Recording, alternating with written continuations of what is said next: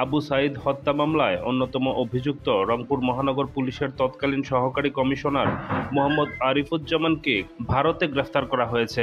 শনিবার সন্ধ্যায় তিনি পশ্চিমবঙ্গের উত্তর ২৪ পরগনা জেলার স্বরূপনগর থানার অন্তর্গত এলাকায় অরক্ষিত সীমান্ত দিয়ে ভারতে প্রবেশ করার চেষ্টা করছিলেন বলে জানা গেছে। এ সময় হাকিমপুর সীমান্ত চৌকিতে পাহারারত বিএসএফ এর ১৪৩ নম্বর ব্যাটালিয়নের সদস্যরা তাকে আটক করে। এরপর শুরু হয় প্রাথমিক জিজ্ঞাসাবাদ। একদিন রাতে তাকে স্বরূপনগর থানায় পুলিশের হাতে তুলে দেওয়া হয়।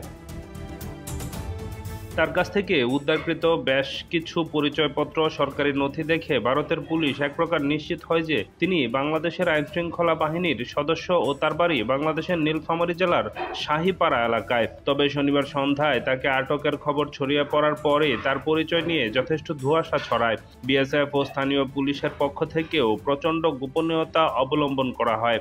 তদন্তের স্বার্থে স্থানীয় পুলিশের পক্ষ থেকে ওই বাংলাদেশি পুলিশ কর্মকর্তার নাম ও পরিচয় গোপন রাখা হয়। গত বছরের ১৬ জুলাই গুলিতে নিহত হন কোটা সংস্কার আন্দোলনের সক্রিয় কর্মী